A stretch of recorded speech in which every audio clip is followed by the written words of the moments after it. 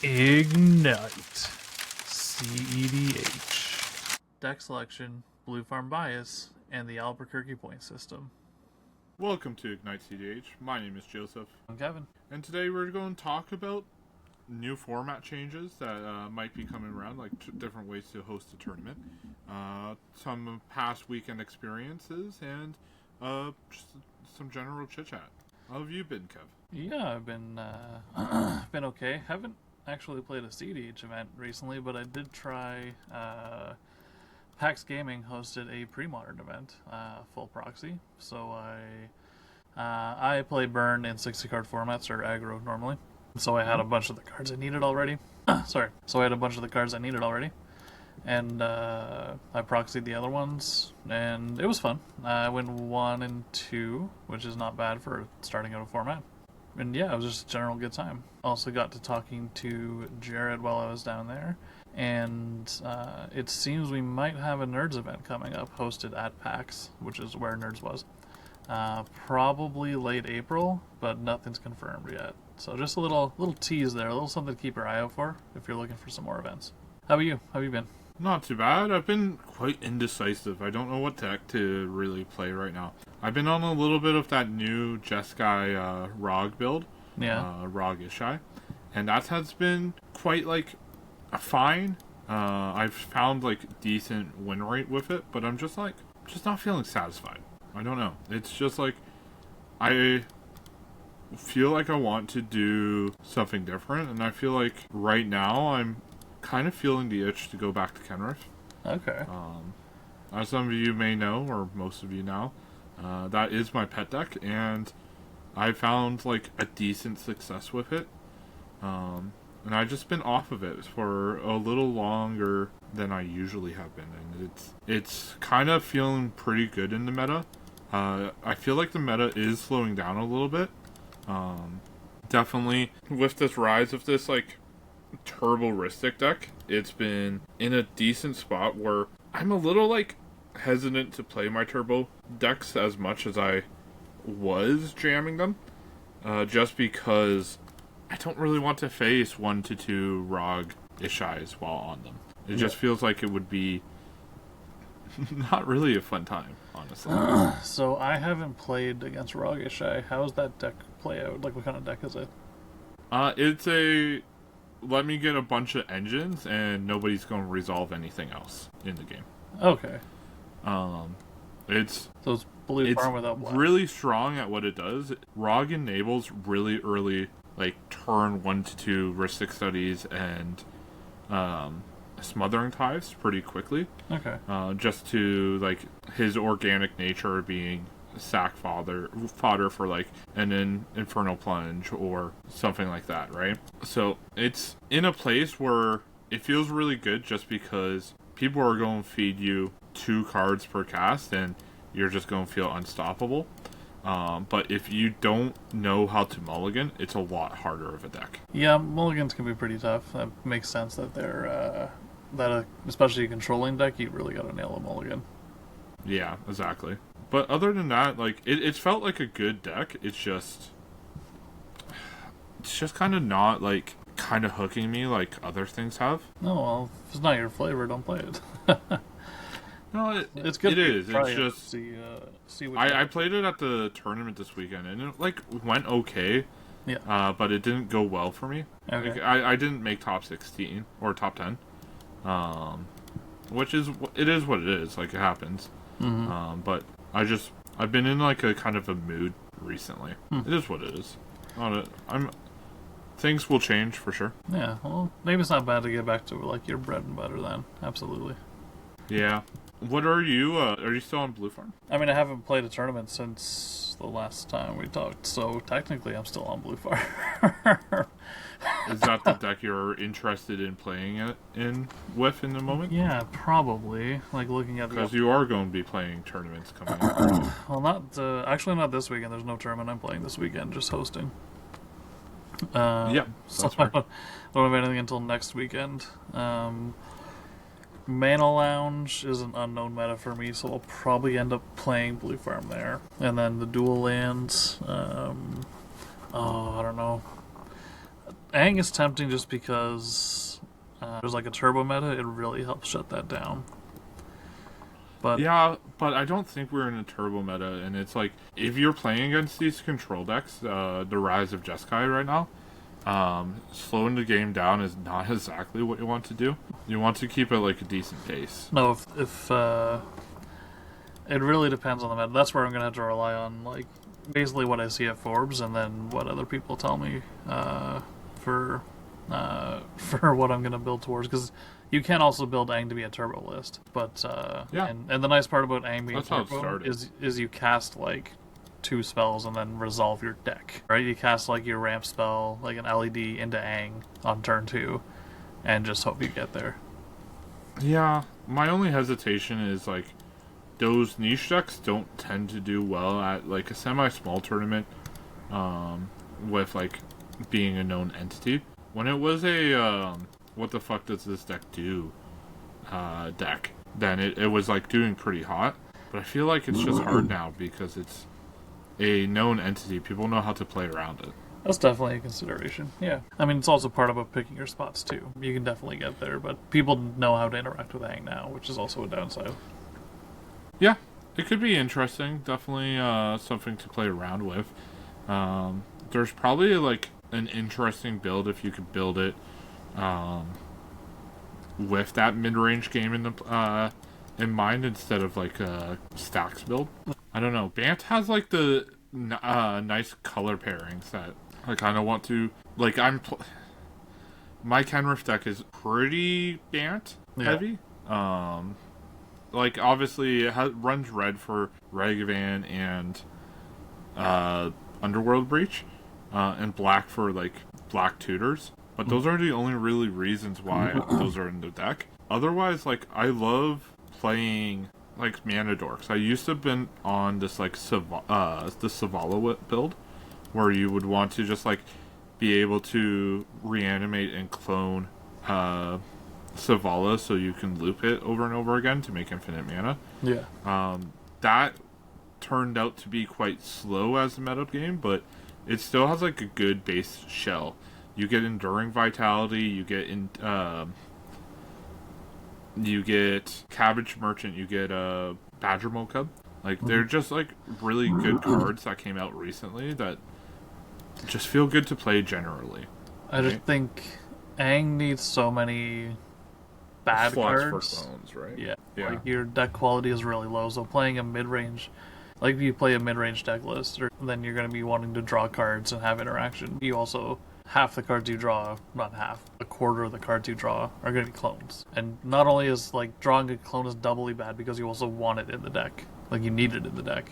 So not only are you drawing a bad card, you're one further away from a win con in your deck, right?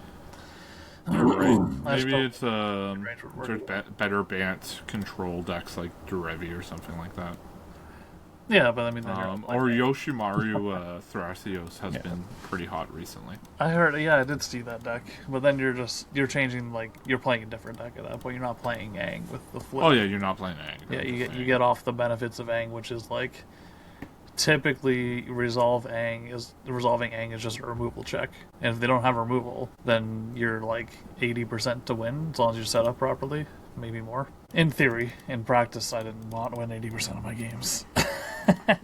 Yeah, but I also feel like when I've played you while you've been on Aang, you haven't really been able to resolve Aang often.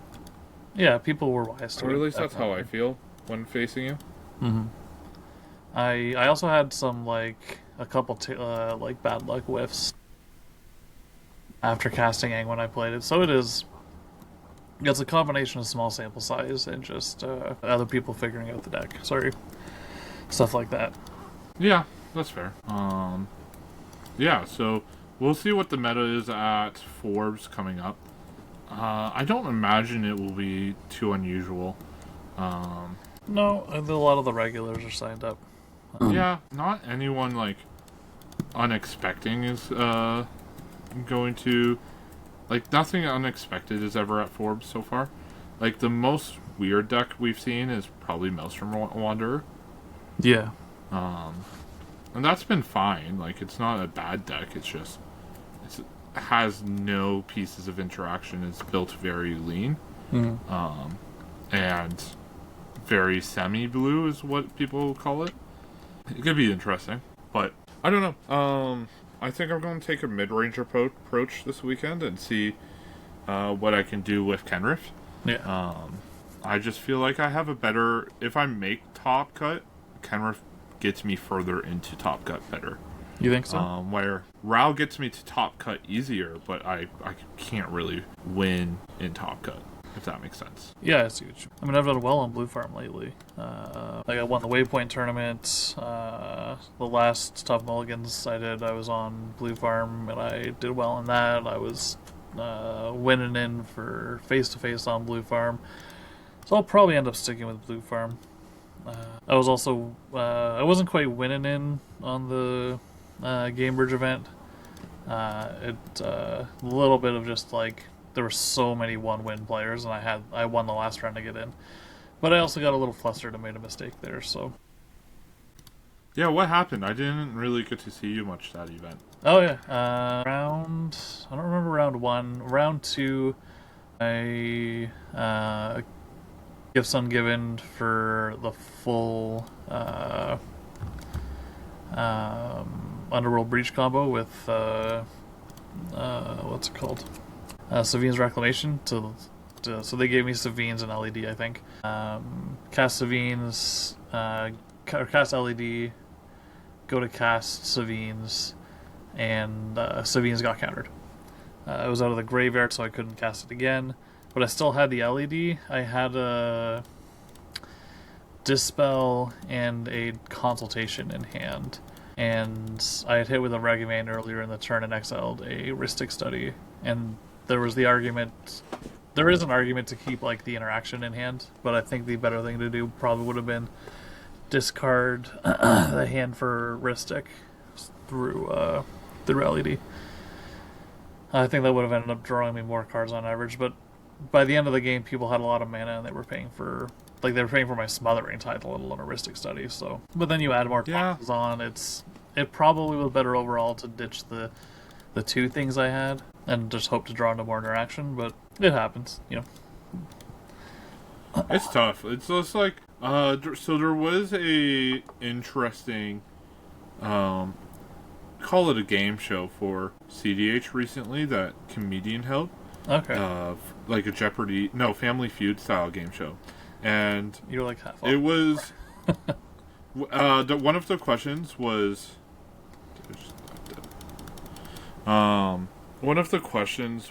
when you sit down basically what deck when you sit down makes your ass pucker the most. And shockingly, in the top 7 answers, Blue Farm wasn't even mentioned. Like, it wasn't in the top 8.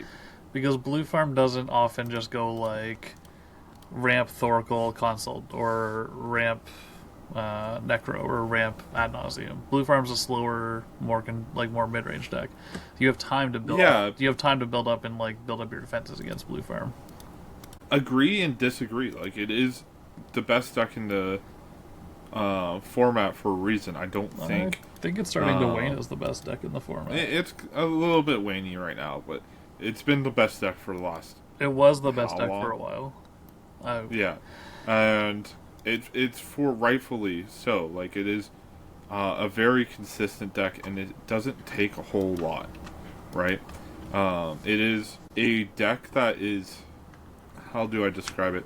Like, it doesn't seem threatening until it's threatening. Yeah, there's also people just... there's also times where Blue Farm just tricks opponents into, like, well, we have to respond to this, so you're going to have to feed me cards. We have to, like, we need to respond, so don't pay for your Smothering Tithe. Oh, you're a turbo deck, you're going off, you're playing Rally going off, and you whiff 10 spells in. Well, I've just drawn, like, 8 cards, right? And that's like, the issue, is, like, people are just not really aware of the damage they're doing while feeding the blue. Yeah, but Blue I think Farm. Like, obviously, if I'm playing Ral, I'm going to jam. Like, that's fine. That's Ral is a that's show me the counterspell deck, absolutely. Yeah. Prove to me you have it. But, like, no one ever really counters a Ristic Study. That's, like, a very low play, people say in most cases. And, like, Blue Farm is so good at naturally getting engines out with 2 engines in command zone alone. It builds so much incremental advantage, and nobody... Like, you sit across a Blue Farm, you're like, okay, I'm playing Blue Farm, and then you put no other thought into it. And that's, like, a huge mistake I see a lot of newer players do. Is, like, I'm not really scared of this Blue Farm deck, but I know it's good. Yeah, there's also the question of, like, is Ass Pucker really the right term you would use to describe Blue Farm? Like, when I think Ass Pucker, I'm like, crap, we need to be aware of Rockslide going off on turn 2. Like... Yeah, I don't know if that was the exact question, to be fair. I'm just paraphrasing off the top of my head. But there was, like, other good questions out there that they asked. It's a good watch, right? I would recommend. Yeah. And then, this Albuquerque's doing something interesting coming up. Yeah, they are. Albuquerque, in a side event, they are testing... The Redemption event. Yes. Rebound, yes, the Super Scrubby Rebound Sunday Seed event in Albuquerque. They're testing a new point structure where the later your turn order is, the more points you get for a win. Draws are still worth 1 point. First seat, you get 7 points if you win. Second seat, 8 points. Third seat, 9 points. And fourth seat, 10 points. It's led to some interesting discussion online. We're about a week late to the discussion here, but that's okay. That just means we have the benefit of seeing other people. Yeah. I think it's an interesting thought to try to solve the 4th seat problem. I'm not sure. I haven't looked at the math, had a chance to look at the math behind it, but starting seat 1 at 7 points probably is just to... Because if you go 5, 6, 7, 8, then your win and 3 draws. Either way, it's a win in 3 draws, so that's not... Yeah. So, in a 5-round tournament, the easiest math that I can accumulate pretty quickly, let's say one person got extremely lucky and got seat 1 each time, and then one person got 4th seat every time. Yeah. Winning twice in 4th seat is equivalent to winning twice and 3 draws in 1st seat. No, it's not. Yes, it is. 7, 8, 9, 10, so 7 is 14. So winning how many times in 1st seat for you? Winning 3 times in 1st seat is equal to 2 wins in 4th seat and a draw. Sorry. 4th seat's 10 points, right? Sorry. Yeah. So 2 wins is 20 points. Yes, and 2 wins from 1st seat is 14 points. You're right. And a draw is only 1 point. Even worse. It's even worse than that. Yeah, it's like 6 draws you need to get that to that. Sorry. My math is off. But yeah, it's pretty horrendous. Like, it's really tough. I'm bringing up right now some charts that Max P, who is a part of the Winnin' In podcast, put some math on the table here, and I want to show you the charts. Yeah. Super nice guy. He did the numbers. He took basically all the tournament, like, he took all the, like, 32 or 64 plus tournaments last year, and redistributed the points to the new system and tried to do the math there. So he basically just extrapolated a bunch of data off of EDH top 16 and found the numbers. And essentially what they said were showing is the current point system for being in the 1st seat, the graph basically goes on an upward angle. It like levels out for 2nd to 3rd seat, but then it kind of skyrockets for 4th.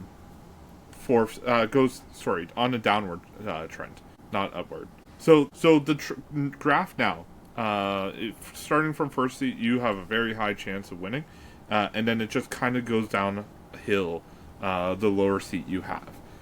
which is everybody knows that is a very natural logic to kind of put in into place. But then you get into a situation with this new point system where it actually reverses the graph. The graph actually goes from a low starting point if you have a better seat average, and then kind of locks you higher to get positioned into a top 16. So it does kind of fix that idea of fourth seat issues, but at the same time, what you kind of want is a more leveled out approach. You want it to be equal on all sides. You don't want it to be skewed in any direction, right? And it was interesting because he proposed another fix that I found kind of interesting. Very minimal fix, where if he first seat wins 5 points, second seat wins 5 points, third seat wins 5 points. But if you win from that fourth position, you get 0.5 points. And that actually made the graph almost a straight line. Like, there's a little variance, which is fine. That's normal in any probability. But it's consistent. Like, this, if you have first to fourth seat average, like bad seating, you're getting to a point where it levels out. You're feeling in an equal position, even though you have less opportunities of winning. You're not going to win as often in fourth seat, but when it does, it equals just that little bit more that could bring you over the edge. So I wonder how that fares versus just using seat position, average seat position as a tiebreaker. Yeah, that's so the tiebreaker is worth less than a draw. Yeah, so if you do the tiebreaker system, then you can never catch up. Like, fourth seat will never catch you up to a player who has a draw. But in this system, the 5-5-5, 5.5, there's got to be a better name for that. The 0.5 system. The 0.5 system works, yeah. So in the 0.5 system, that will catch you up to players who have draws. Also, I'm curious. Yeah, so because in this, are there that many players in fourth seats? I don't know how Max came to these numbers. You mentioned that he just looked at events from last year. He basically took the data from EDH Top 16's tournaments over the last year. Obviously, if you take all the players, there's going to be almost an even amount of first through fourth seat. Obviously, fourth seat's going to have less amount of players because some people play 3 pods. That's fine. So they took the average seeding for each game and basically said who won this game and tallied the wins of each seed. And then they reassigned the games to the different point values. So fourth seed won this game, so it would be 5 points, and kind of restructured the graph. So he did it for individual tournaments. He talked about, like, the fishbowl, for example, what it looked like if with the new system compared to the new proposed system compared to the old system, and like it relatively stayed the same. There was a few like knockouts and blowouts from the top 16, but it didn't like super change anything. It was like I think 2 people got in, he was saying, with this new system that didn't get in the old system. Okay. And there was a few change-ups in seat order, but overall it wasn't like a major change in that event. But yeah, he basically said what was the outcome of each game in every 64 player plus tournament or 32 player plus tournament, and just reassign point values equal to that and seeing where people ended up. At least that's how he explained it. So it was interesting to see those graphs kind of be like, yeah, you could see a win rate difference from having a better first seat placement to seeing going into fourth seat, right? And it is not really that fair, unfortunately. But there are ways to fix it in a sense of fourth seat's still going to lose just as many games as they do currently, but giving them slight edge in the leaderboards can fare them for a better chance of top 16. I'm not sure how we go from this to this based on half of a point for one seat that doesn't win as often as the other seats. A fourth seat winning 18% of the games versus first seat winning 30% of the games. You're adding, what is that? Half a point to 18% of the games. I'm not sure that makes up for such and I'm not blaming Max necessarily for this. Sure, and all he did was like assign point values to games and showed how they worked out in their tournaments, right? Like he did nothing really like special with the data. It's just showing what the current data shows. Like it's not like science and knowledge the way you're speaking. That's how you would want to approach that. But when it comes to data, it's not like, as long as the data speaks, typically as long as the formula is accurate, that's all that really matters. You're not going to get anything different if someone does the same amount of data skimming, right? Like if someone else did this exact graphing, it's going to show the exact same thing because it's the same data, as long as Max didn't mess something up, right? Yeah, I think I would like to see the data from multiple sources, that's all. That's fair. 100%. I don't blame you. I'm just I'm just approaching what I found interesting, right? Yeah, like, no, that's all absolutely, yeah. that really matters there. The explanation there is, in my eyes, how I see it, and I could be wrong. Like, I'm not a data scientist in any means, and I don't. Neither am I. I should mention that I'm not. But what's this kind of showing is, in both graphs, the difference between seat 2 and seat 3 is very minimum on both of the main graphs, like the new system versus old system. So what the third system is kind of doing is it's taking away some edge from seat 1 and giving it to seat 4. Is how I kind of imagine it.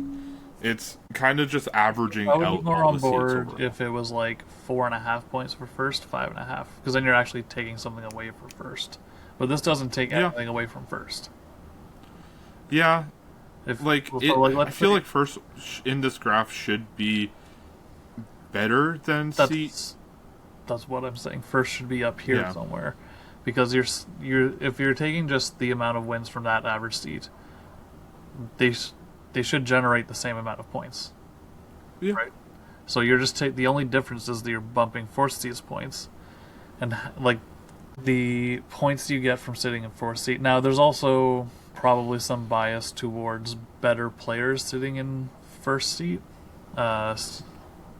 Well, there's also the factor of it's randomized, right? Like, it's not, the graph is not telling a person who always had first seat. Yeah. It's just averaging what total seats. So there's going to be less data entries for people who have an average seat of 1 and 1.5, because statistically that's insane.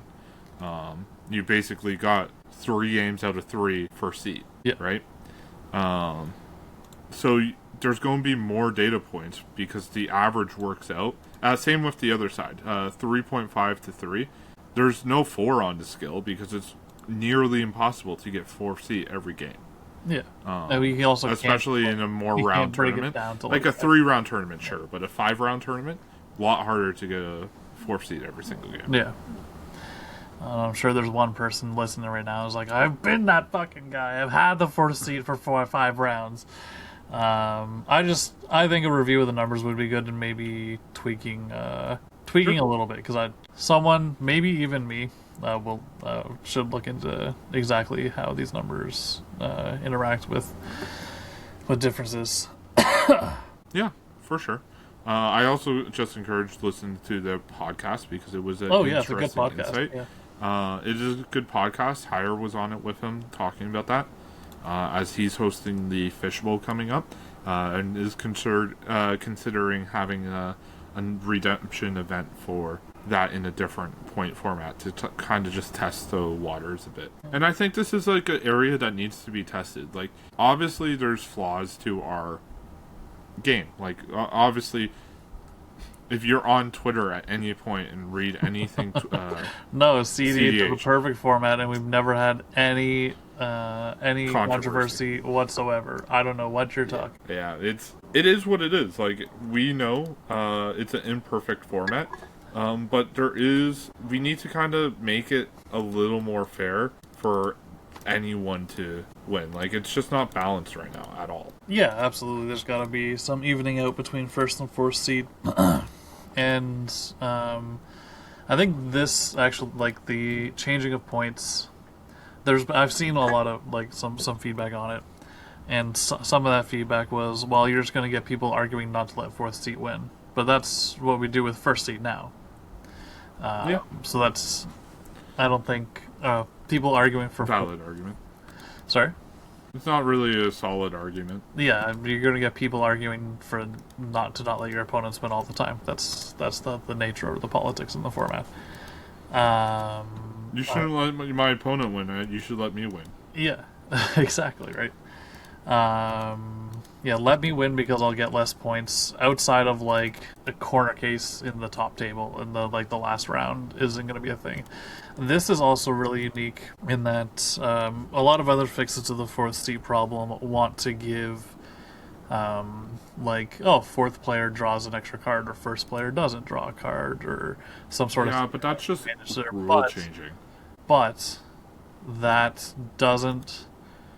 Changing it like that will take away more advantage of doing well in a tournament. So right now, the advantage of doing well in a CEDH tournament right now going into Top Cut, your advantage is, first of all, your first seed, you have the advantage of playing against worse players because you're paired lower. It's not random in Top Cut, it's seeded. And being in first seed, you have your regular first seed advantage. If you take away that advantage, you're less inclined to try and get first seed in the top 16 because if you're like not drawing cards, and some decks will actively want to be seeding a layer to draw a card, right, as opposed to like playing first and not drawing that card. This has the advantage that it doesn't actually mess with the first seed advantage in the Top Cut, so you're still going to be heavily incentivized to get points to place higher in the tournament, so you have a better chance in the Top Cut because you're going to have a higher seat. I think that's a really strong argument for this sort of fourth seat fix. And it doesn't mess with casual EDH, which is just a huge bonus. I think that's like the main thing that gripes in my mind when people propose fourth seat gets to draw a card, or changing like the game rules of the format instead of like altering the tournament hosting aspect. Mm-hmm. That's why I feel like it's much better to kind of finagle the point system more than altering the format, right? Yeah, and I'm on board for this, absolutely. I would like to see more. It might just be I want to see the data for myself, and that might give me the peace of mind. Yeah. But that's I just think this whole discussion is a me thing. This isn't like no one should be going for this rah. This is like, be a little skeptical of where your data comes from, and maybe do some of your own, like, plug your own data in. This isn't like this isn't dissecting atoms or running chemistry tests where you need highly specialized equipment. You just need to find the results, put them into a spreadsheet, and fiddle with the numbers. Yeah. Build take the API, grab the data, and extrapolate it. Yeah. Extrapolate it? Extrapolate. That's the word I'm looking for. It's not like rocket science. It's just data. Yeah, entry, and that's right? why it's like that's why this sort of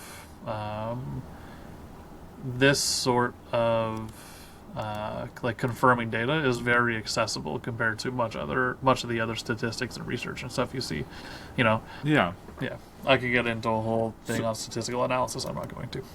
For sure. And when I looked at the numbers initially without looking at the data itself, I just thought the numbers were so drastic of a change. Like, it was huge. And change. That's what And, set off the alarm bells in my head. Is like, why is this such a difference, right? I think Yeah. just my more skeptical. I overthink, but think a lot about these things, and like the skeptical part of me wants to know why there's such that big difference.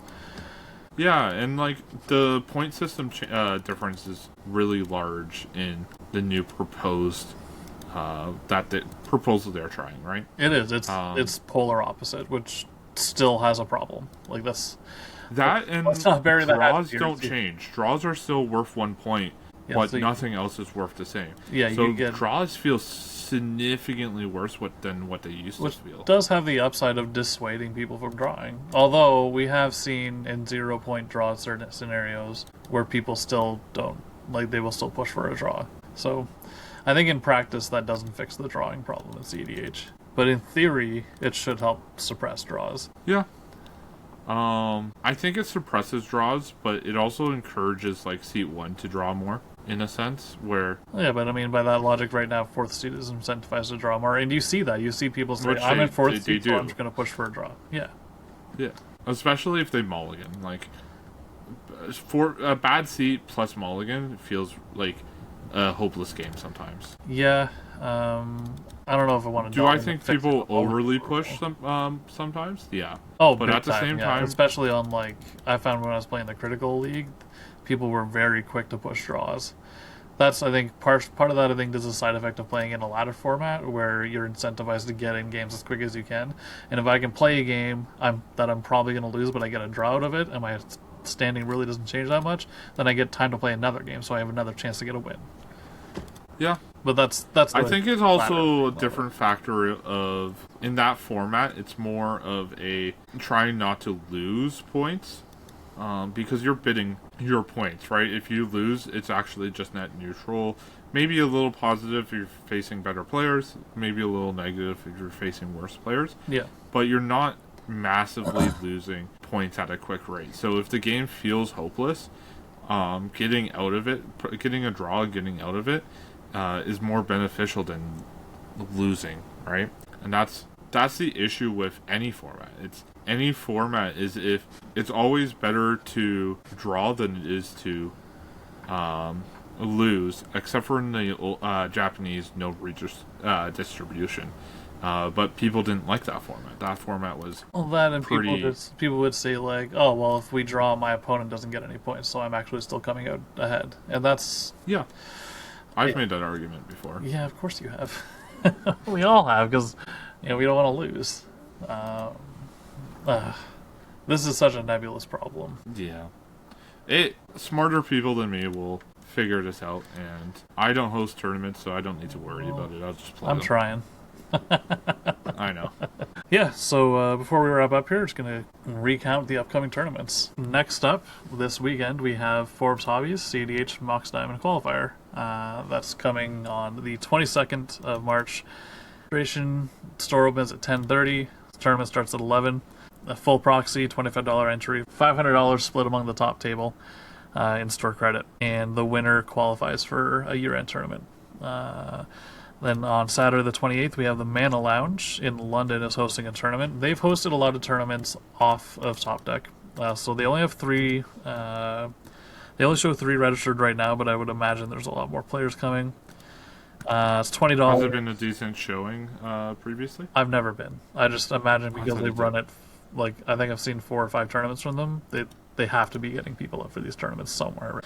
Yeah, that's fair. Entry fee is $20, 32 player capacity. Prize pool is broken down differently. Maximum of 20 proxies, which will be a little difficult for some people. 20 proxies is not the worst. 20 proxies is definitely not the worst. 0 points for a draw. No collusion and no outside coaching or strategic table talk. Final pod will be top 4 and no time limits. And missed triggers and slow play may result in penalties. Harassment, cheating, or unsportsmanlike conduct will result in disqualification. So that's like some really interesting harsh rules. We'll see. Sometimes tournaments will put those rules in just so they can use them if they need them, and they might not always practice them as hard as they are. But that's London, the Mana Lounge on March 28th. March 29th is the Dual Land tournament in Cordis. It is. I'm excited for that one. Me too. I had to miss the last one just because of timing wise. It would just didn't coincide with my availability. I had a friend win the Volk Island, I believe that was for. That would so be sweet. Yeah. Yeah, it would have been sick, but unfortunately, this is the first one I only I'm have so available much for. time on my hands, and I can't do every single weekend, no matter how much I try. This is the first one I'm available for in a while, so I'm excited to go. Yeah, you haven't been there since last October, year. August, like something earlier that. last year, yeah. Yeah. Ticket I'm for excited. $40. Get there at 10 a.m. Entry is at 10 a.m. I don't know if the round starts at 10 a.m. or not. But $40 to enter.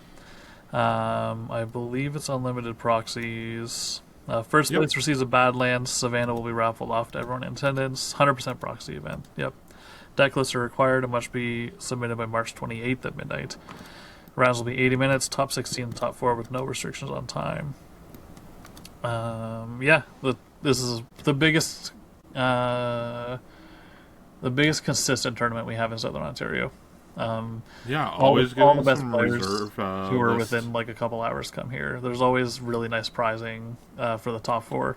Definitely recommend. They also raffle out cards throughout the day. Yeah, I'm every driving time, an hour and a half to come to this one, and I'm not even the furthest one away. I don't think this is a big tournament. You should go to this one if you really want to test your mettle. It's always fun too. It's they also have like it's a good store. They have a cafe, so you can buy drinks, coffee, food at any point during the tournament. Even if you're sitting down and playing, they just will bring the food to the table. They also are about a 15-ish minute drive from the last remaining Mongolian Grill in Ontario. I feel like you bring that up every single time we talk about it. Good. The foodie notes matter, Joseph. Us foodies, us people who care about a good meal, this matters, okay? I went out with some of the Magic folks in Mississauga to a Japanese grill. Oh, yeah? Man, it's like Korean barbecue, like Busan and Waterloo, but it was good. Oh, I enjoyed that a lot. It's fun. But like the food matters, absolutely. If you ever have any input for food places, please speak up. So like when I scrub out at Critical Hit Gaming Lounge, I am absolutely looking forward to going to Mongolian Grill and eating my feelings away, and then driving an hour home and hopefully I'd make it before I need the bathroom. Next up, April 4th, we have the CEDH Highlander Cup in ETB from ETB Oakville. It's in Oakville. Starts at noon, which they pushed their time back from the last one started at like 2 p.m. I think, and I couldn't make that because the starting time was pretty bad. So good on them to push that back. 100% proxy. Yeah, usually. Yep. 4 rounds, cut to top 4, 32 player cap, $40. $40 ticket. Yeah. Still lots of tickets left available, over 12 available on the website. But I won't be at that tournament, and I don't think you will either, because Tough Mulligans is hosting their invitational on that day, 10 a.m. Online full proxy. If you've qualified, you've been invited. Congratulations. If you haven't, you probably just didn't play enough. Really looking forward to playing this tournament. Definitely going to be a cut above their normal tournament in terms of like player quality. You will definitely be hearing from us on that one.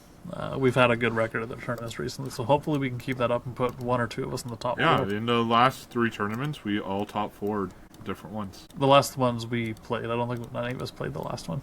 But yeah. No, Andrew top 4 did he? the last Nice, sweet. Yeah. Saturday, April 11th, we have 2 tournaments.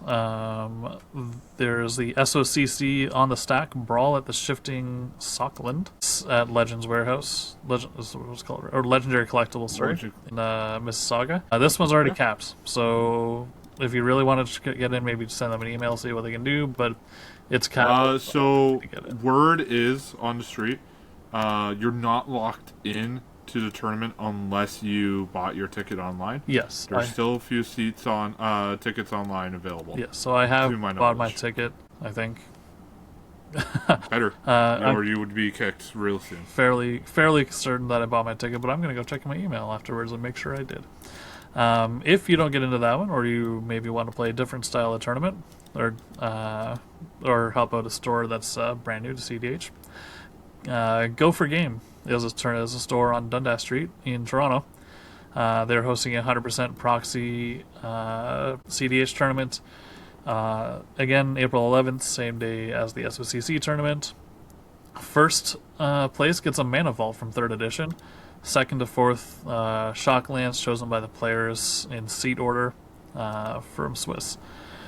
They have a full art Temple Garden from ECL foil, a Overgrown Tomb from Retro Frame, and a Steam Vents from RVR as well. I'm really excited to see a new store get into the mix.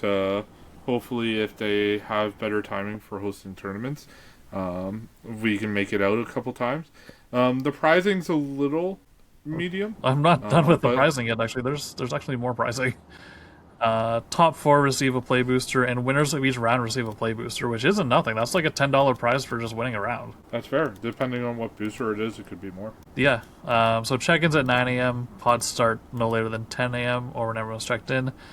The event must be concluded before 5:30 p.m., so that's a very harsh time limit. 60-minute rounds with a 15-minute extension for the final turn. Top 10 round timer is 90 minutes with a 15-minute extension for the final turn. In the event of a draw, the top-seeded player from Swiss advances. Top 4 is also a 90-minute timer with a 50-minute extension. In the case of a draw, all players receive second to fourth place prizing, with top-seeded selecting their shock land first. You can e-transfer to pay, and yeah, there's a rules document that I'm not going to get into.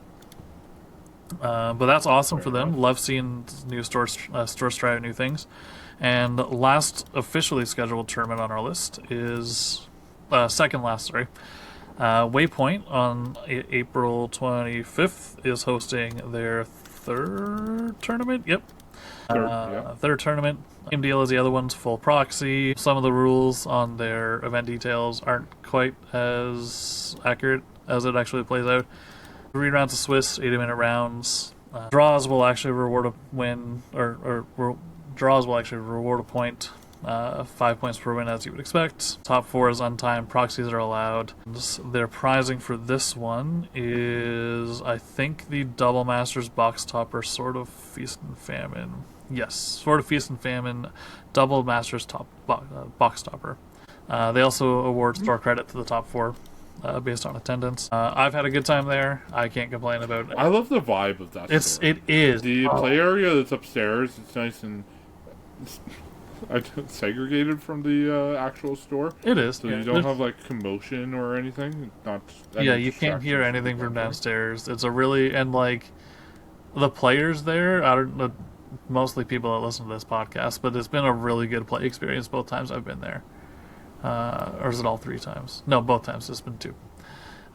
Would recommend 100% going to that store. Honestly, worth a bit of... Financially, the pricing might not be worth a bit of a further drive. I think you can check the price of the box topper if you want. I think it's like $80 to $100. But just for like, if you want a good vibes tournament, this is where you want to be. 100%. Yeah, it's a good vibes. They're also just super nice people. Oh yeah, no, they're very accommodating and welcoming. The first time they hosted a tournament, like they really took our feedback and our experience, and like away too. Like they changed that tournament to fit it better.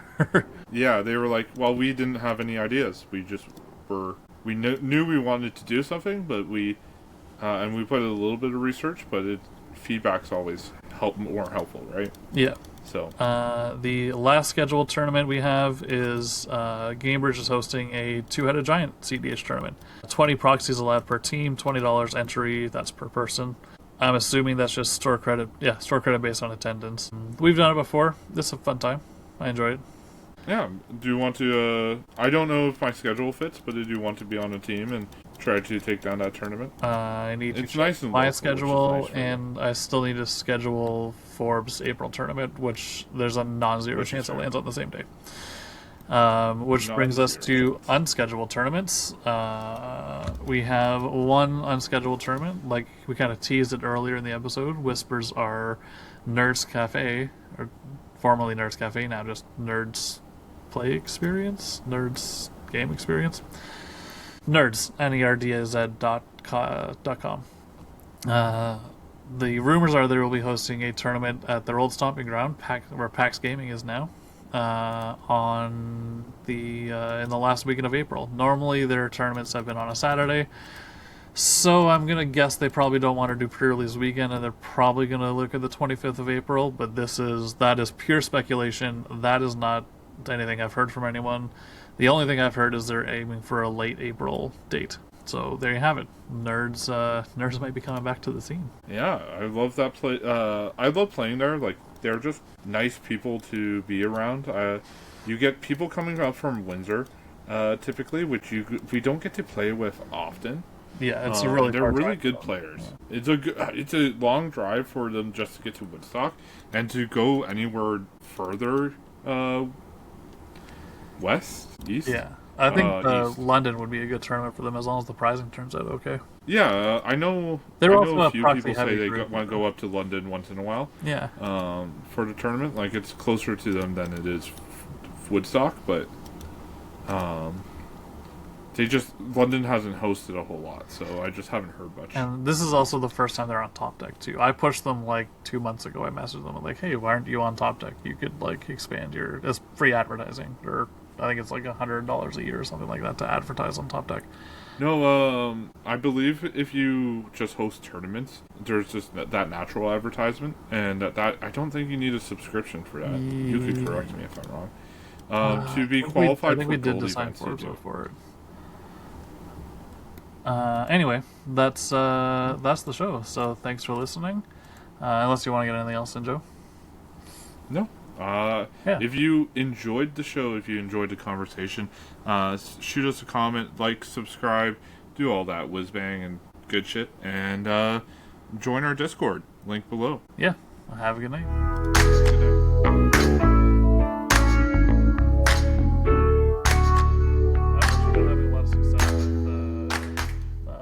Drafting on Arena. I don't know why I'm doing really well at TMNT drafts, but like fourth has been. Apparently, it's actually pretty well balanced. People are enjoying TMNT. It's a really good draft set. It's just like coding it outside of Magic IP is kind of rude. But hey, I mean, I'm placing like 4+ wins in every draft I do, so I can't complain. Watch this. I'm gonna go do this one, and I'm just gonna freaking fail. But I've been enjoying it.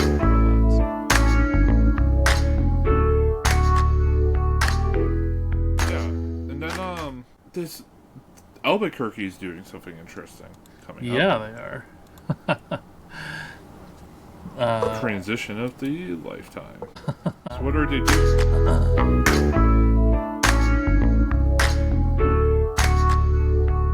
Excuse the map. You're pushing. I'm pointing with my finger. That's not going to help. That's not how podcasts work.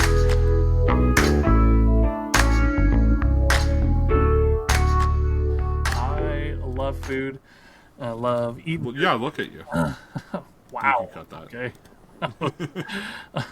I'm putting on the outtakes. It's not getting cut. But yeah, I was just trying to be funny. No, you're good. It was funny. From you, it's funny. From a stranger, I wouldn't find it as funny. That's fair. We're friends, folks. Yeah.